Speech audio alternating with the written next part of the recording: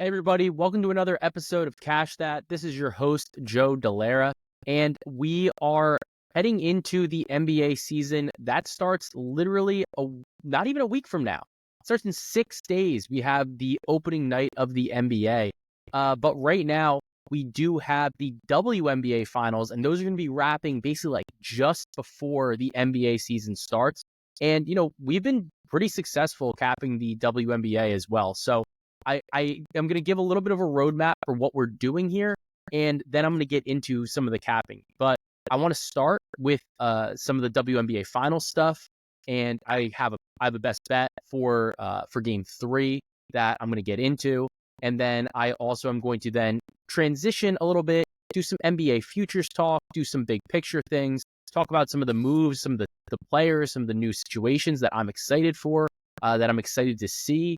And, obviously give out some best bets. And I'm like looking at this video and it's hilarious because like you can see on like this hoodie, I've got like my kid, he's got like this, I shouldn't have worn black. It's a disaster. Like, what are you going to do?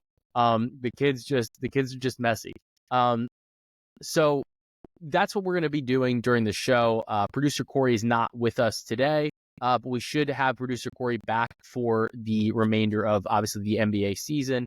And it's going to be a really good show. It's going to continue to be a really interesting season. One of the things that we're going to have next week is the unveilment of our new sponsor for the regular season. And that's obviously going to come with some cool affiliate deals. It's going to come with some new data, some new tools that we're going to be talking about and using. And a lot of it's going to be on like some of the cutting edge of analytics and what we're looking for from like a modeling perspective, what we're doing from projections perspectives. And that's going to improve a lot of the back end work that I'm doing and a lot of the picks that I'm able to give to you guys, because I'm going to have more data, more tools, and more like analysis essentially at my fingertips, at my disposal to make the best picks and the best plays for all of you. And that's something I'm super, super excited to get into. But obviously, the biggest thing, guys, right now, get into the huddle, because I've just been dropping future after future, obviously giving out these WNBA plays. And what I'm going to do right now is I'm actually going to put a link in the bio for 50% off your first month of the huddle. So, for those of you that have been riding with me during NBA season, most of you that are listening to this probably have, like historically. But look, you understand when I put out a play, that stuff moves. Like, we are going to be putting out some player props, especially at the beginning of the season. And, you're going to see it move like a point, an assist, a ton of juice, like 30, 40 cents. And depending on what your unit is, right? Like, let's say you're $100 better, and a line moves 30 cents. That's your membership right there. That's the whole thing. Or like, let's say you're a $15 better, and we move a line goes from 15.5 to 16.5, and you cash in the 15.5, and you wouldn't have on the 16.5 like later if you didn't get this play in the huddle. That's your membership right there as well. So it really is an advantageous tool. It's a good opportunity. And the biggest thing from my perspective, and just from what I've been seeing, is like we're seeing a little bit more opportunity for me to communicate the lines too. So, like I can say like, hey, I'm coming out with a player prop on like in this game. This is the book. This is the line that I'm looking at, and it's incoming. And then I drop the play for everybody to kind of get an opportunity to get. So you just, the biggest edge there is honestly that like you are getting more time, you're getting more access, and that is critical because like I know, obviously like Discords and dub clubs, like they're not for everyone. However, and like I'm still gonna keep those plays out for public. Like everything's gonna eventually make it out into the public, but it might be a little bit more of a mad dash then. Because like the book has maybe taken like 10 cents of juice or 20 cents of juice to move based on like the number of people that are just in the huddle. And then, by the time you get it, it's just not, it just isn't quite as valuable. And like, that's fine if that's like what you're like, if that's not the way that you want to go. But I am going to really express the fact that it's super, super valuable, especially with some of these alts and some of these like these big like plus money bets that like I like to give out, like when I'm betting triple doubles or when I'm betting like a threes ladder or something like, or a rebounds max ladder. Those are all things that, if you miss out on some of the best lines, it really does kind of affect the way that you have to accept the cap moving forward. So, look, it's something for you guys to help support me. And, it also continues to allow me to get the best tools, get the best access, and really comb through and find what's the best bets for you guys. And, it's a symbiotic relationship. And I think that is the most important thing. And obviously, like if you're in the Discord, you have a much cleaner way to reach me. You can tag me. You can just shoot me a message. It's like not a big deal. And I'm pretty responsive. I'm going to be answering. And then obviously you're going to get all the great plays from like Matty Chucks, Lord Penguin, and that guy Betts. It's a great relationship. It's a great community. And I really think that you guys are going to love it. So I'm going to give you 50% off your first month. I'm going to put that link right in the bio here and in the descriptions. We put out a couple of tweets about it as well. But that'll help you guys get eased in, especially if you've never been in one before. So it's a good opportunity to get your feet wet right then and there. But let's dive into the WNBA Finals. This is a split series. The Lynx really won like a shocker in game one, obviously. Even to get the 1-0 series lead, it's almost surprising because the series, it feels like it could have gone a couple different ways. It could be 2-0 Lynx, it could be 2-0 Liberty, and then obviously we have the current situation, which is 1-1. And the Liberty have dominated to start these games. Like they've come out like gangbusters, just absolutely dominating. And that's something that they've done throughout the course of the regular season. They were the best first half team in the W. And then they fade off and they tail off and they let the Lynx hang around. And the Lynx are a team that just will not quit, especially when you have such tenacious players and such talented players like Napheesa Collier.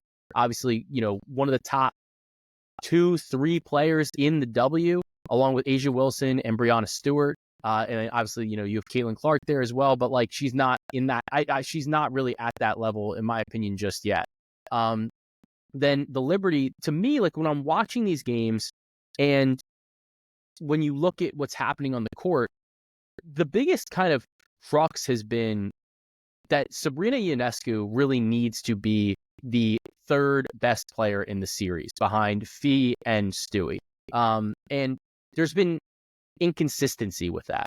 And when I watch what's happening, she came out in both first quarters, played very, very well. The ball's moving. The ball's not sticking. She's finding the right spot. She's finding the right shots for her. She's making the right passes. She's not forcing the issue. In game one, that kind of went away after the first quarter. In game two, she was able to kind of continue that rhythm, keep that up. And that really helped to open up the Liberty's offense. It helped open up a lot of their spacing. It helped opening up a lot of their movement. And that, I think, was critically important for why the Liberty were able to take care of business in game two. But still, like the Liberty almost like pissed the game away again. And like, despite the fact that they seem to be the better team on paper, they should be able to win these games. They should be able to close out on some of these leads that they have. They struggle to do so. And it's something that they struggled with against the Aces last year, like the Aces this year. And then now they're struggling to do with the Lynx right now in the WNBA Finals. So it leads you to a couple of different things, right? But when you're watching this, one of the biggest things that I see is Breanna Stewart has been absolutely relentless. And I say that in a way like she's not been necessarily the most efficient, but she's been relentless. And the defensive effort has been incredible. Obviously, she has been, for the most part, the primary defender on Napheesa Collier. And that has been stifling for the Lynx's offense to a degree. And the Lynx keep trying to find ways to get her the ball, to get her going, to try to help open up the offense. But when you have a defender like Stewie, it makes that a little bit more difficult. And it puts the pressure then on all of the Lynx's other players who, like, they're good, but there's a clear couple tiers here where, you have like Fee and Stewie and then like Sab to a degree, and then there's a step down, right? And then you could even make the argument that like Jonquel Jones is there, like that, that before you even get to the next player on the Liberty, maybe like Courtney Williams or something like that. So I don't know what that was, but if anybody's watching the video, we got a thumbs up on here. So though that's a little bit of what's happening here, right? And with Stewie, she's able to kind of limit Fee, and then it really puts the onus on the rest of the Lynx's team to generate offense. The other thing on the flip side is, on the offensive side of the ball, Stewie has been a little bit inefficient, honestly. However, she's continuing to demand the basketball. She's continuing to put pressure on the Lynx defense. She's continuing to put pressure on Napheesa Collier. That makes it a little bit more difficult if Fee gets into a little bit of foul trouble. It makes Fee expend a lot more energy on the defensive side of the ball as like the best defender in the league right now, right? And that type of energy that she has to expend then comes at a little bit of cost on the offensive side of the ball. And when there's just these like tiers to the offense, I think that that's super impactful.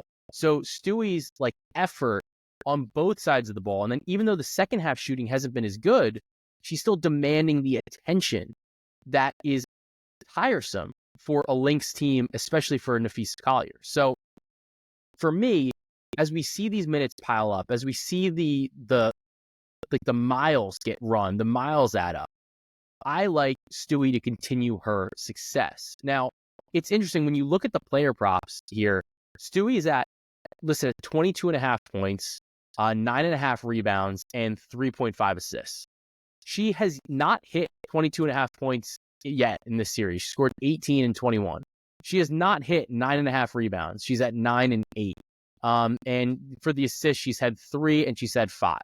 I have her projected a little bit under the 3.5, even though I kind of understand the look.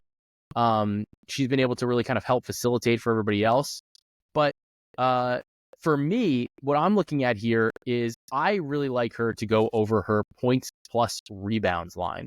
Part of why I like this is when we looked at her numbers so far against Minnesota, she missed both games this series. She's been at 27 and 29.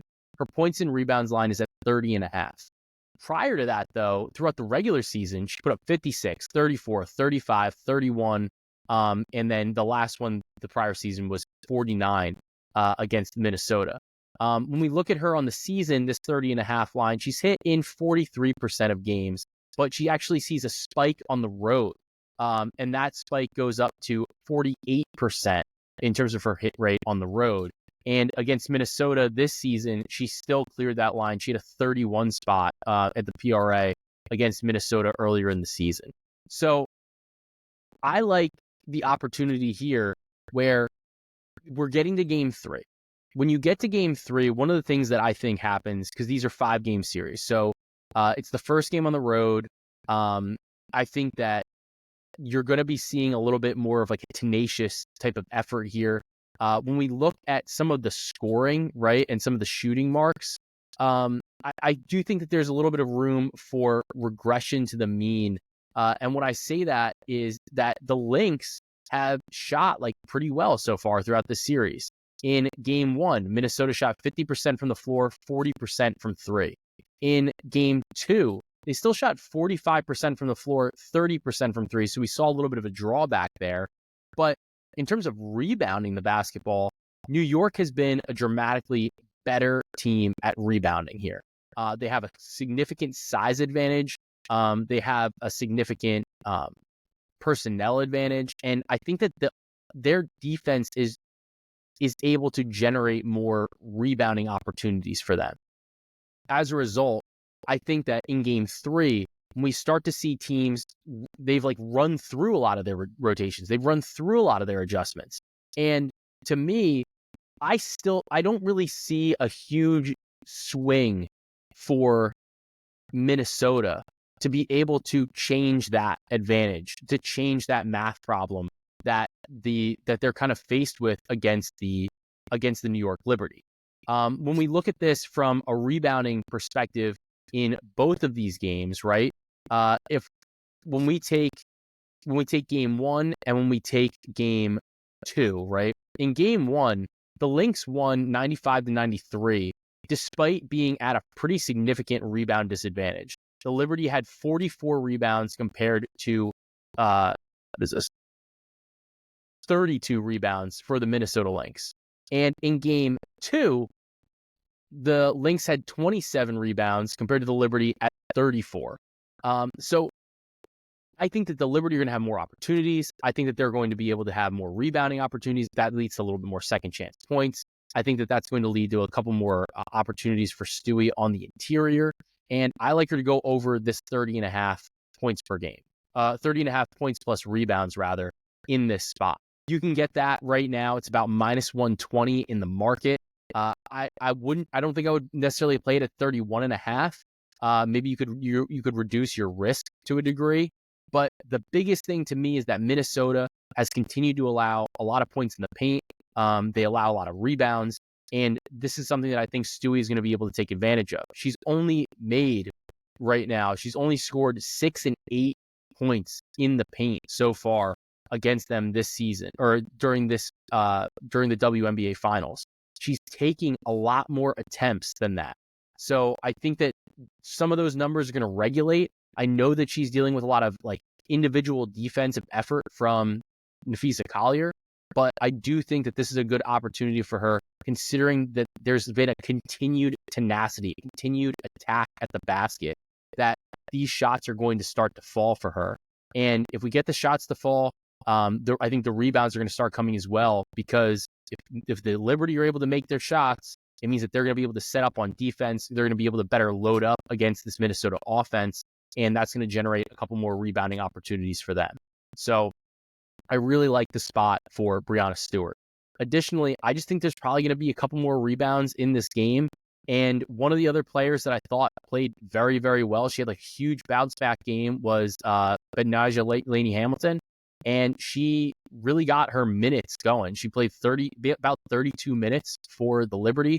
And when I look at this, you can get her line. There's a really juiced 2.5 rebounds. I do like that. She's hit either that, or this is at some books it's at 3.5 at plus money.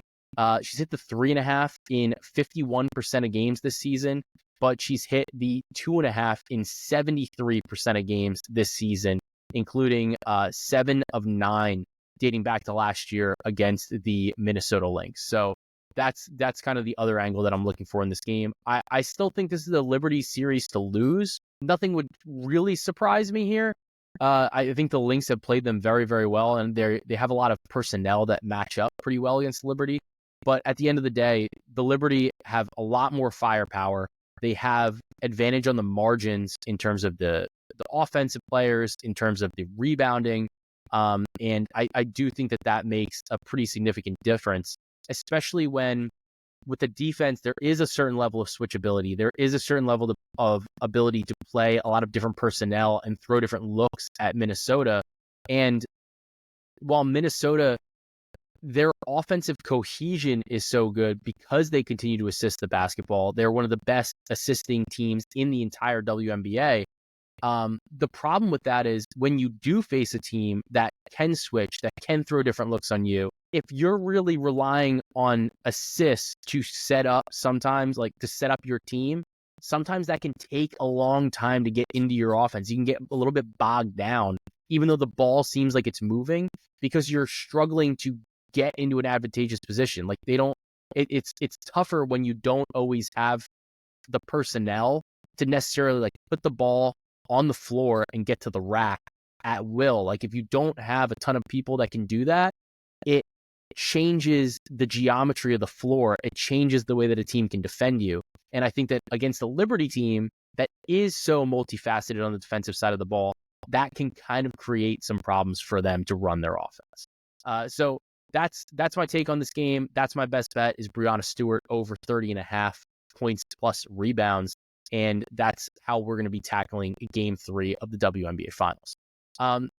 Now, on to something similar, but obviously entirely different, is the NBA and what we're looking at for this season. And look, I am so excited for the season. I feel like I've been talking about it a lot more. I feel like I've been talking about a lot of the players. And a lot of that had to do with the fact that like we were watching the Olympics. We were pretty excited about that. I just watched starting five. I'm almost done with it, so no spoilers, even though like, I obviously know what happens, right? But I do think that this is going to be a really compelling season. To me, it feels like there's a lot of parity in the league. And I think that that's one of the most exciting things that can be done, right? And it feels like it's open for a lot of different teams. As good as the Boston Celtics are, it does feel like there is some opportunity for other teams to kind of rise. And we are seeing that with like the way the cap is and like all these moves that are being made.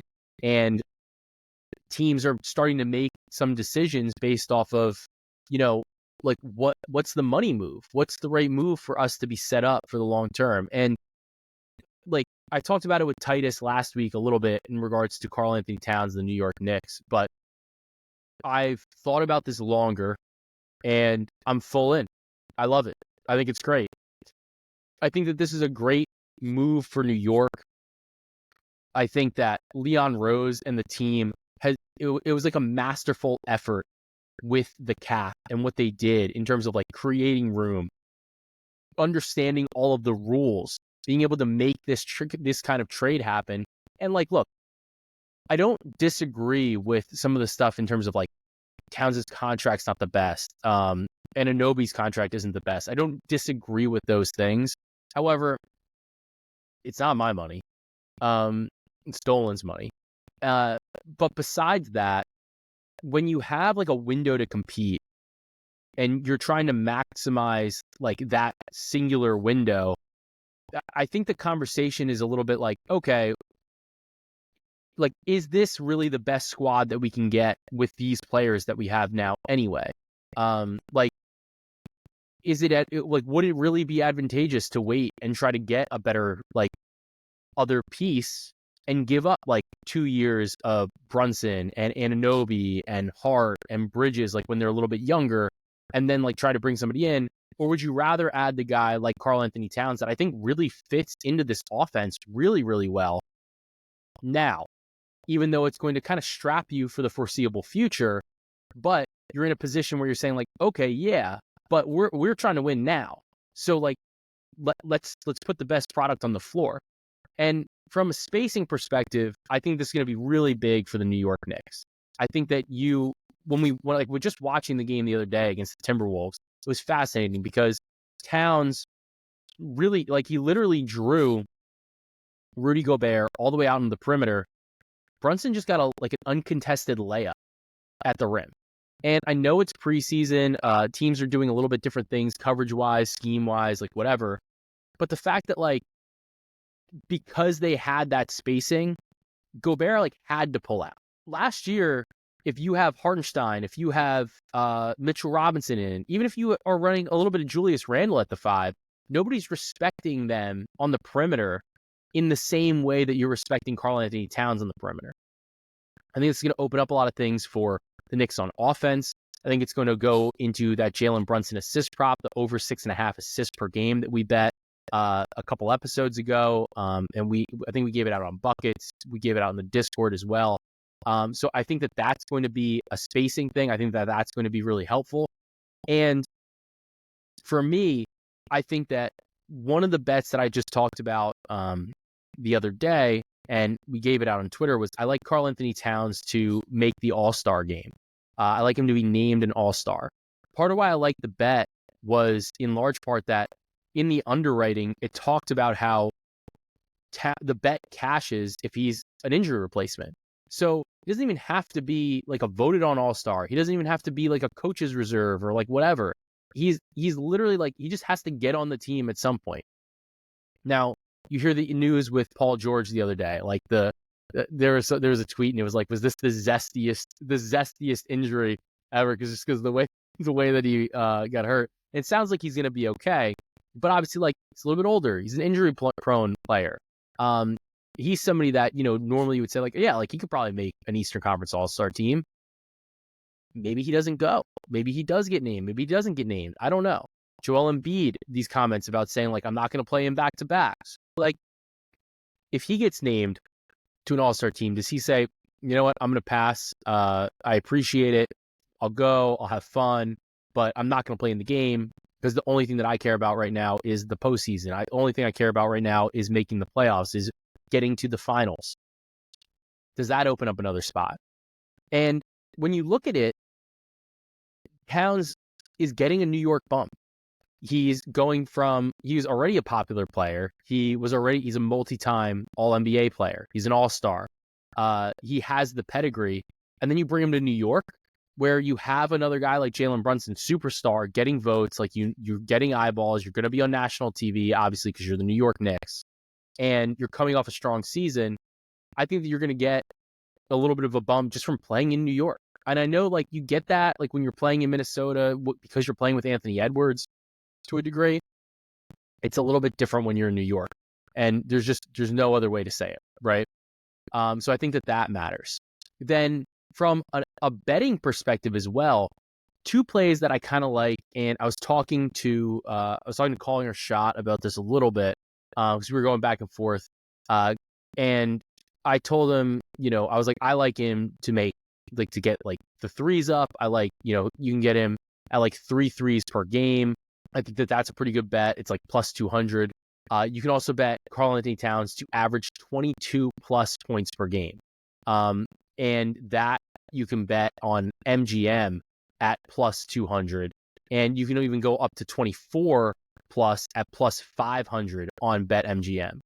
Part of why I like that is, like, look, prior to him having to play with Gobert and really with like the ascension of Anthony Edwards, right?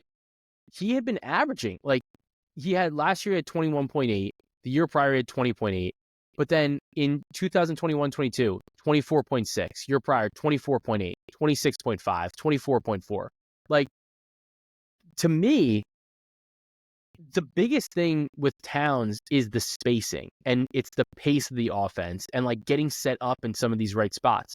Right now, friend of the pod, Napheesa, like, he had written an article about Jalen Brunson and how the Knicks had really essentially created like the perfect team for him to test the theory of heliocentrism. And like, could a team win with a player like that like the entire offense runs around the player? And there'd never really been a team that like had optimized the pieces around that player until before it was like you brought in Bridges, you had Hart, DiVincenzo, Hartenstein, whatever. Now it's a little bit different, but you could argue that Karl-Anthony Towns is like the prime center to put next to him because of the way that he opens up the floor. The way, like, this team is going to be just an offensive machine. And like, to me, like, I think the defense, maybe it would be good if they're like top 15, maybe top 10. I think would be great, but like, it would not surprise me to see the Knicks have like a top 3 to 4 offense in the league, just based on the upper level talent that they have on the offensive side of the ball. So I think 22 plus points per game and 24 plus points per game are definite bets, in my opinion, for Karl-Anthony Towns this season. And if you wanted to be like a little bit safer, you could go at 20 plus, and you can get 20 plus. No, never mind. Can't do that. It's too juicy. Minus 500. It's not happening. But either way, I do think that Towns is going to have a great regular season for the New York Knicks, and I think that they're really going to be able to optimize his talent. Another situation that I did want to talk about was Michael Porter Jr. My favorite bet of the offseason in terms of a player prop was, I really liked him to go over 2.8 threes per game. I think that that's still available. I've given it out for a while, like at least a month now, so it wouldn't surprise. I know it moved on DraftKings. I know it's like 3.1 or 3.2 there. But talking to Matt Moore a little bit, he's around the Denver Nuggets obviously on a regular basis, and he was saying, Porter looks like a completely different player. Like, he looks focused, he looks energized, he looks like he is dedicated right now. And a lot of that has to do, in my opinion, and part of what we were talking about with the 2.8 threes per game was there's like an attention to not only detail, but there's also like a new opportunity for him to continue to kind of excel, right? There's a new opportunity here for him without Kentavious Caldwell-Pope on the offensive side of the ball. And it seems like they're going to be starting Christian Braun. So it's even less shooting. It's even less scoring in that starting unit. And to me, what that means is it really does open things up for MPJ as a scorer, as a shooter, and as a little bit more of like a primary or like secondary option, honestly, on the offensive side of the ball next to Murray and Jokic. So I guess a third option, right? But with the ability to maybe be a second option because sometimes Murray just isn't feeling it or sometimes it's not a great matchup for him. And you can actually bet MPJ 20 plus points per game on the season. You can bet him at plus 475 to average 20 plus points per game on DraftKings.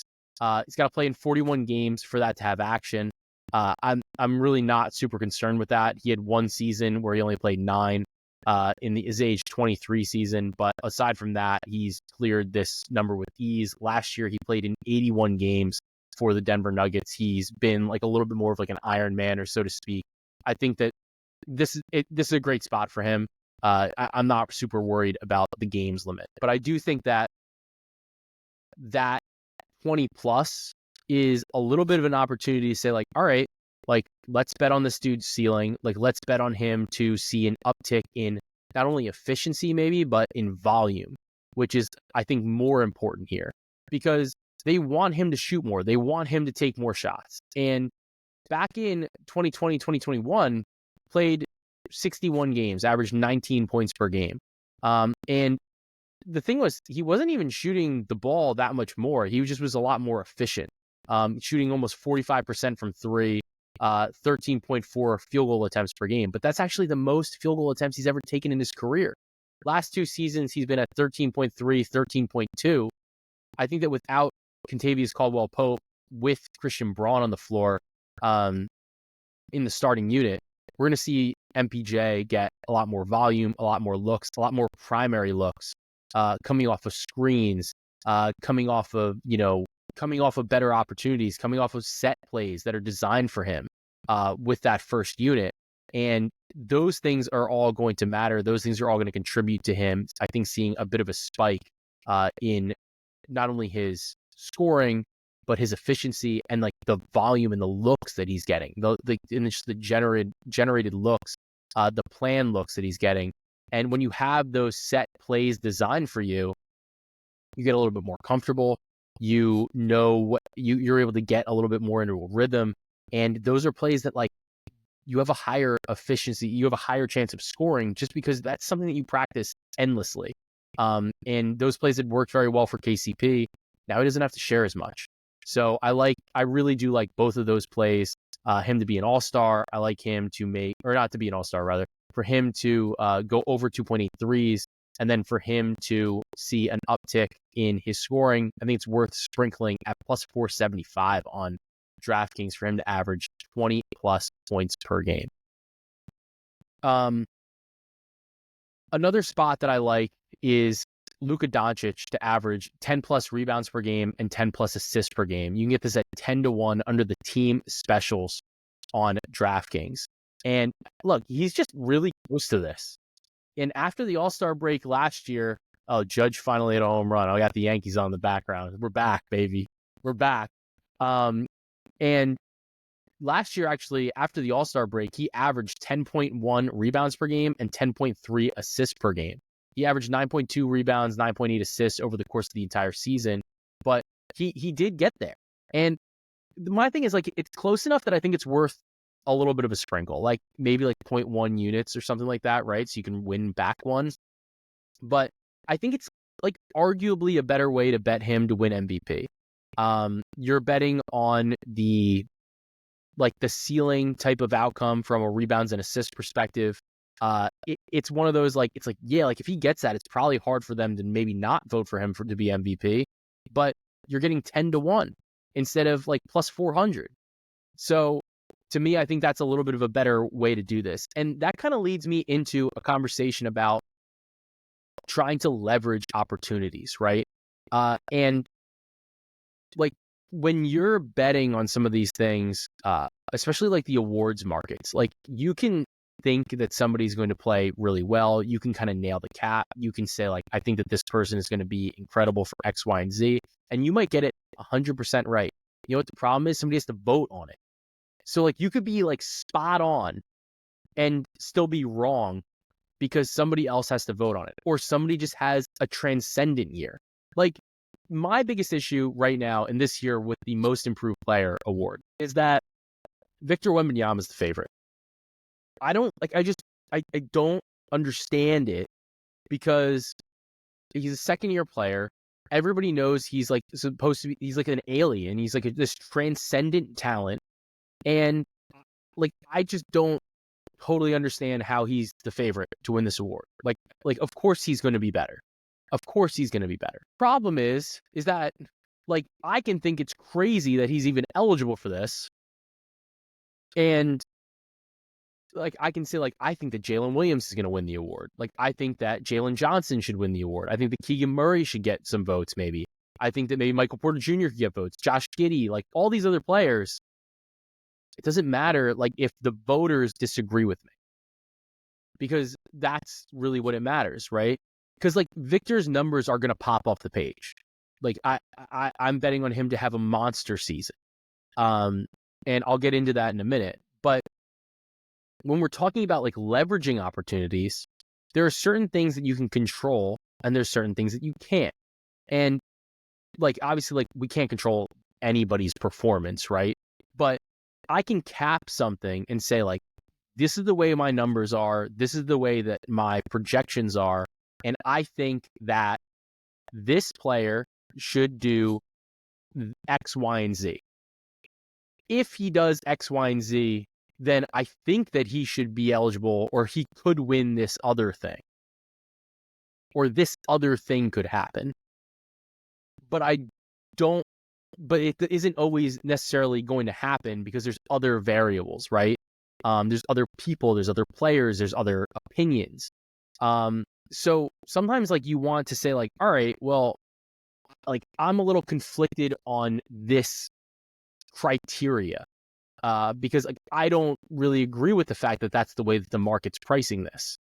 Do I want to just fully say that the market is wrong and that this guy shouldn't win and he won't win and I'm going to punt him, and as a result, I'm going to have better value on the rest of the market because that player has no value, in my opinion? Or do I want to just say like, well, I'm a little bit nervous about it. I don't want to bet into that, but I want to be able to capitalize on like what I like and the things that I think are important. So like for me, like I looked at, for Jalen Williams, for example, I liked him to average 20 points a game and the Thunder to win the title at 10-1.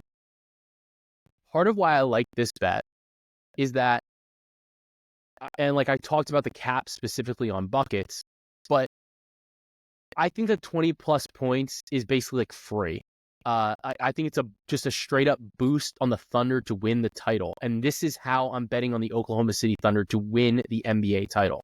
Is he averaged 19.1 points per game last season with Josh Giddey. When we break it down, and I talked to Turvey about this a lot, when he played with Giddey per 100 possessions, he averaged 25.5 points per 100 possessions with Giddey. Without him, it jumped to 35 points per 100 possessions.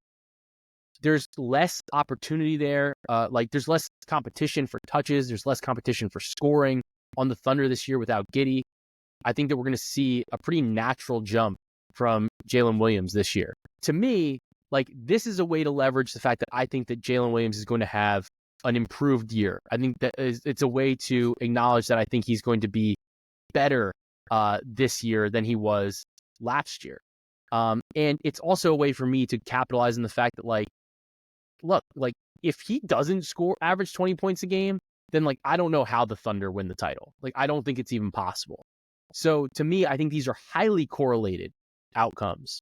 And that's how I'm trying to maximize Jalen Williams. And then the other angle to it was if, like, let's say, like, okay, like maybe you don't like the Thunder to win the title. Like, you don't really want any of that.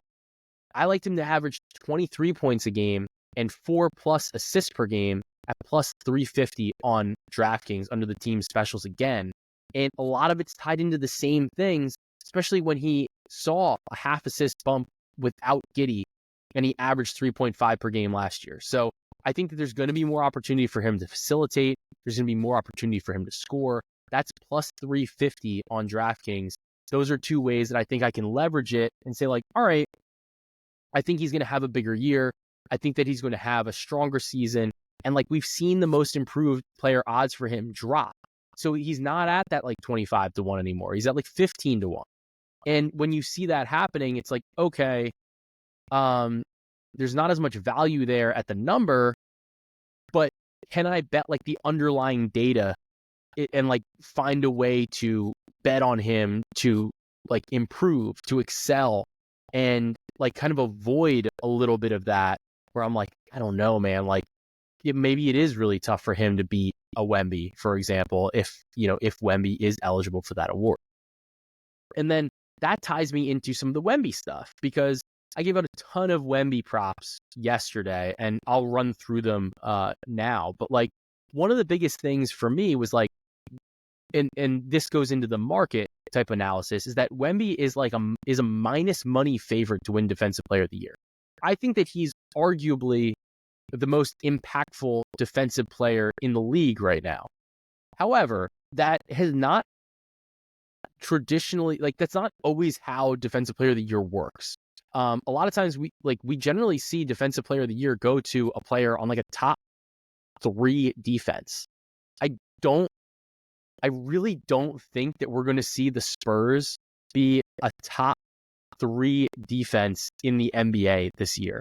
I don't think that they have enough of the surrounding talent defensively in order to do that. And it would be a pretty massive jump to see them go there, because if we look at this, last year, the Spurs were 21st in adjusted defensive rating at 115.6. And I'm going to pull it, let's see. Let's just pull it from like the last, we'll pull it from post All-Star break-ish or so. Okay, so let's look at regular season, and we'll look at last like 20 games maybe. Oh, last 15 games. Even if we go to like the last 15 games and we look at defensive rating, it's not games. We'll do it from like the All-Star break. From like around the All-Star break, so actually like Valentine's Day, right? In defensive rating, the Spurs were 13th in defensive rating, 111.8. And they did continue to get better because like when we do look at last 15 games, they actually jumped all the way to 5th, 108.7. The problem is that like they have to sustain that for the course of the entire season. And when we look at defensive rating from like that little bit of chunk, right? It's just not enough games. Like Dallas had the best defensive rating, followed by Miami, Philly, Orlando, the Spurs. The Kings are up there. Like when you break it down a little bit too far, you're like, oh, like there's a little bit of noise here for like whatever reason, right? So that's a little bit of my concern. Additionally, like I'm just not super interested in betting him at that number, when I think that there's other data or like other stats that we could bet that would kind of imply like, yeah, like he's gonna have a good year. He's gonna have a good defensive year. Like one of the ones that I liked was, and Jim Turvey liked it as well, was for him to average over 11.5 rebounds per game. He did that like in the second half of the year. Averaged 12 rebounds per game post All-Star break. Another one was averaged 25 plus points per game, averaged 12 rebounds per game on DraftKings under the team specials, plus 265. And then under player averages, 5+ blocks per game, plus 370 at 0.25 units. Like some of these things, right? Like to me, imply that growth, like imply like the most improved player, imply maybe defensive player of the year, imply the fact that like they're going to win games, right? So Like another one was Victor to average 25 points a game, Chris Paul to average 8 assists per game, and the Spurs to win 40 games, plus 800. Like, I think that those are highly, highly, highly correlated outcomes where, like, if he plays this well and Chris Paul plays well, they're going to win that many games. And like, those are just better bets to me than for him to win like defensive player of the year on what could maybe be a bad team. Like I just don't see a scenario where they're like not a playoff team and he wins defensive player of the year, or they're not at least like a play-in team. So there's better ways to leverage your money on the same cap. So like for Victor, for example, like you could just bet on the team to win a particular amount of games. So like you could bet right now, if you wanted to bet, just let's say you wanted to only bet on the regular season wins for the San Antonio Spurs, you could bet them to win 35 regular season games is minus 140. I think I'd just rather bet that than defensive player of the year. Like, I don't see a scenario where he could win defensive player of the year and the Spurs not win 35 games. You could bet them then further up, 40 regular season wins is plus 200. Like, it's so hard for me to fathom that the Spurs could not win 40 games and Victor win defensive player of the year. Because like, you almost just can't have that good of a defense if you're not winning and not win 40 games. It's like, it's almost impossible. And that's like even the same thing with the blocks. The 5+ blocks per game at plus 370 or plus 370. He averaged 4.45 after the All-Star break last year.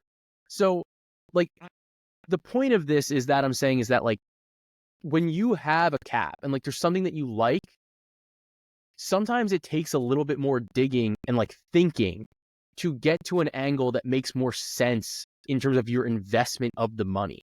Like, yeah, sure. Like he could still win defensive player of the year. Like, I could be wrong for saying like, I don't think that he could win, or I don't think that he should win like most improved or like whatever, right? I could be wrong there. However, I could be wrong on the winning the award, but like I can be really right on the underlying cap and say like, yeah, but like there's no way he doesn't, like there's no way that he could win the award without hitting these other things. So by like creating some criteria and understanding what like the lay of the land is and like what the landscape is for him to win an award or for him to do something, you can find a better angle. And I think it gives you a different out on the situation.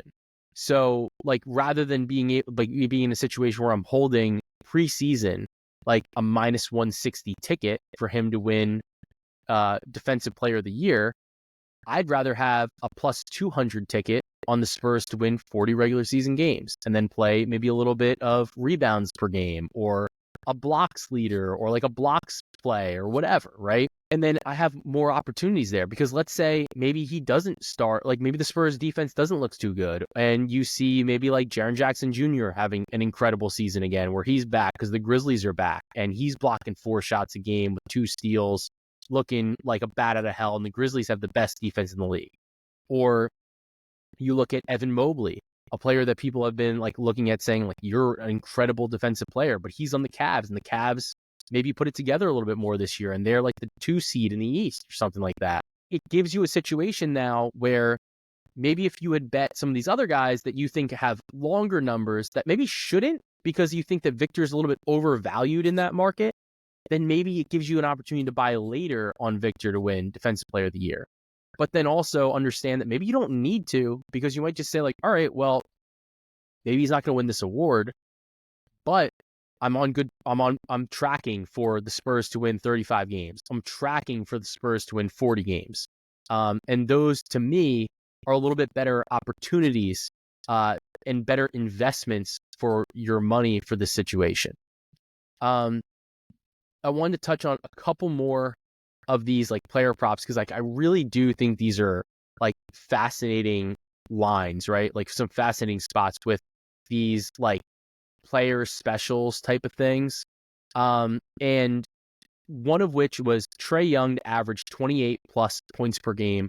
Jalen Johnson averaged 18 plus points per game, and the Atlanta Hawks to make the playoffs at plus 500 on DraftKings under team specials. Part of why I like this is no DeJounte Murray. Huge amount of usage, just poof, gone. Trae Young, clear, obviously number one option on the team. We know he can fill it up. We know that he can score. I think that he's been under like a lot of criticism over the past couple of seasons, given the Hawks' lack of success. Basically, there's questions about like how much does he really elevate a team? Are the stats empty calories? Whatever. Either way, we know he can score. 28 points per game isn't a tall ask for a guy who can shoot the way that he does from not only three but get to the rack, create for others, on ball, off ball, etc. Jalen Johnson, super popular play for most improved player of the year. And this again goes into some of the conversation that I had about Jalen Williams. And it makes it very difficult to bet on this award when, like, I don't think that Victor should be even really involved in it. But if the voters disagree and the voters think that he should be, then like he's probably going to win. Like the numbers are going to be eye-popping. So this is an opportunity for me to say like, all right, well, I think Jalen Johnson's going to have a great year. I think he's going to have a lot more usage, a lot more opportunity. 18 plus points per game with his level of athleticism, not having to share the floor with a guy like DeJounte Murray at the same time. It's a good opportunity. Now, if both of these guys score like this, it's not unreasonable for them to make the playoffs. Because like you heard, like Larry Nance talked about this, because he's on the Hawks now. They're trying to make the playoffs. That's what they're trying to do. They don't really have their draft picks. They may as well go for it. And when you have a team that's in a position like that, you know, they're looking to improve. They're looking to make strides this season. It's not like a future building type of thing. You can capitalize a little bit on saying like, all right, well, like I think these guys are going to grow. What's the next step? Make the playoffs. Maybe it's through the play-in. Maybe they're able to sneak up into a 7-8. Maybe they're able to sneak up into like 6 seed. But those are a couple opportunities there. And at plus 500, I think these are all, again, like somewhat correlated outcomes. So that is another angle that I was looking at.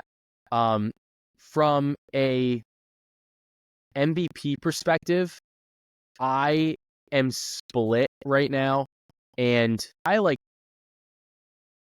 want to bet on Luka because I just think that Luka has been incredible. But I think it goes back into what I was talking about before with his prop. Like I'd almost rather just bet on the like 10 plus rebounds and assists, like for him to basically average a triple double. I think that there's an opportunity there. I think there might be like a buy opportunity later for Luka in the season. I think that Shea is a really strong bet for MVP.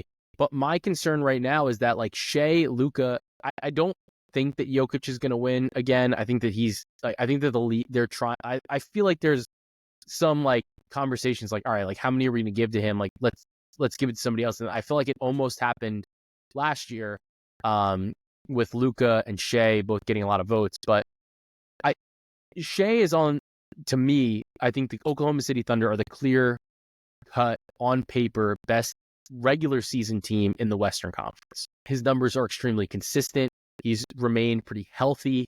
And my concern right now is the number is like plus 450. You could get it at like plus 600 over the summer. I don't think it's an unreasonable way to maybe use like an odds boost or a free bet. This is a market and an award that I like to use some free bets on to try to build up a portfolio. So that way, like come the end of the season, it's like, hey, like I think this award's going to be between like a certain amount of players, like maybe 3 or 4 players. You know, when you kind of consider that, right? I think it does change the nexus, and it gives you an opportunity to kind of just create like a portfolio with some of those free bets you get for like the lottos or whatever, like deposit bonus, who knows, and create a situation where you can like kind of corner a market and you can find different times to buy on players, whether there's an injury, whether there's a like a little bit of a scoring slump or like a losing streak, and you could find a better number on some of these guys. So like right now, given the conversation around Joel Embiid and the fact that Joel Embiid has basically said like, look, I don't think I'm going to play in back-to-backs anymore. But then in the same conversation, he did talk about the fact that like, if you're playing like the Knicks and the Celtics, like, or the Nuggets, like I'm going to want to play in those games. So we'll have to see exactly how much he holds true to that. But like Embiid is a legitimate MVP contender, but he's got to play enough games. Sixers have 15 back-to-backs this year. You have to wonder, like, not only how many is he going to play in, but like, is he going to miss then other games just due to just due to injuries, besides the fact that they're going to try to rest him? So we've seen his odds go from like plus 800 all the way. I'm seeing some plus 3,000s now for a guy like Joel Embiid. I'm not saying that you should bet him, but what I'm saying is that he is he is somebody that like actually could legitimately win the award, can be the best player in the NBA at like any given point in time. And he's basically removed himself from this. So the pool of players that I think are like really capable of winning this award has shrunk by one.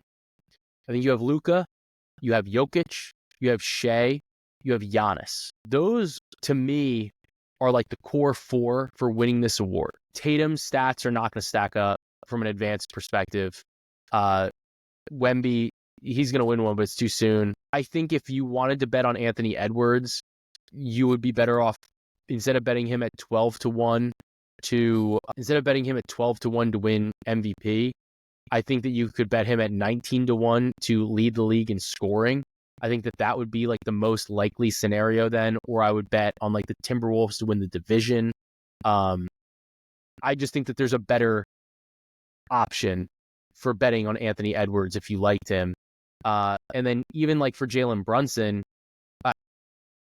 like I think you could just bet the Knicks to be like a top. You could bet their overseed, like over under seed. The Knicks are listed right now at over under 3.5 on the seed. So an under would be a top 3 seed in the Eastern Conference. I think that's a way you could do it. Or you could bet like the dual forecast between the Knicks and the Celtics. I think that would be the most likely kind of scenario. So if you looked at the Atlantic Division, Knicks Celtics is minus 145. Given the fact that Embiid and Paul George have kind of made all these comments about health and how that's super important, I think that I think you almost have to downgrade the Sixers from a regular season perspective, and maybe actually upgrade them from a playoff perspective though, because like it looks like they might try to be healthy. And then you can even still bet in the Atlantic Division exact Celtics Knicks is plus 160. Knicks Celtics is plus 300. So like, that's obviously why you bet the minus 145 instead. But that would kind of be the way to look at Brunson. Or, maybe you look at him to score to average like closer to 30 points a game. You look at him and you get 30 points a game for Brunson at plus 700. So he doesn't even have to win the award. But like, there's like what the point of this entire exercise, this entire point of the podcast has been that sometimes you can like go a little bit too far on how right you think maybe you can be. And like, you're not really optimizing your money. You're not optimizing your bankroll because you're narrowing yourself down to one outcome where it just doesn't fit. It doesn't work. Because there's other candidates, like you're betting against somebody else at the same time that you're betting on somebody to basically get to like their 99th percentile, when their 99th percentile might just not be enough anyway, because you have these other dudes who are like clear transcendent talents like Luka, Jokic, Giannis. And I think that Shea is like there, but I still think that he's like still even a step down from like Luka, Jokic, and Giannis at this stage of his career. But I think that he's fair to be in this conversation because of what he does from like an advanced perspective, what he does on a nightly and consistent basis from a scoring perspective. He can lead the team in scoring. He can lead the league in scoring. And he's just so ruthlessly efficient And he sees a massive bump in terms of points per game, assist average without Josh Giddey. So I do think that there's a little bit of room to grow there, along with being on like the rising team. I think the conversation around Tatum has kind of slipped so far that like he's not considered a top 5 player in the NBA. So if you don't consider him to be there, like why do I need to bet on him to win MVP at even like the longest number right now is 20-1, when it just doesn't feel like it's really him leading the Celtics to a lot of success, and it's like it's a team effort. And we kind of saw that last year when he doesn't win these MVPs in the playoffs. So that's a little bit of my concern with the MVP award, and why like I've kind of narrowed it down to Luka and Shea, but like I'm not. I think that I just would rather bet on some other things regarding it. Like I don't need an MVP ticket right at this moment. And I think there were better ways to bet on their successes this season. So look, we're already at like an hour here, and I feel like I've talked about a ton of different things, and we still have so much to talk about. But what we're gonna do is next week we're gonna come back. We're gonna have our debut episode. We're gonna talk about the opening games. I'll definitely have a podcast out with best bets, I think, for the 2 opening night games, because we have, what do we have? I don't remember. I know we have the Knicks. We have the Knicks and the Celtics, and we have the Timberwolves and the Lakers. So I might do like a quicker episode for that. And then I obviously like that Wednesday slate is crazy. So I want to have, I think we'll probably do maybe multiple shows. And we'll do a quick one for best bets for opening night, and then we'll do another one for the Wednesday slate, so that way we can kind of break down every game, talk about some of the players that are in new places, talk about some of the new opportunities there, and really like dive in and get into the little bit of the nitty gritty. Now, as for pods and recs, I do have a thing from producer Corey, because I was talking to Corey and I was like, Corey, like, what are we doing today? Like, you good? He was like, I'm going to see Stanley Tucci. And I was like, what? Like, what? And he was like, yeah, like, I think I might have forgot that I even bought the tickets until this morning. Like, but I had the tickets. And he said he's releasing a new cookbook. So Corey's recommendation is to get a cookbook. The recipes online with all the ads below. Buy a cookbook is what he said. So look, it's a food recommendation, so I'm definitely not going to be upset with producer Corey making this proclamation, making this something for you guys to consider. And you know, why not? Maybe support Stanley Tucci, because that's where producer Corey is right now. For me, I am going to recommend a couple of things. One of which is to not ever get poison ivy. I've never had poison ivy before in my life, and I got it. It's so bad. It's like everywhere. I'm wearing long sleeves. I never like to wear long sleeves. I'm wearing long sleeves because like it's like it literally is everywhere.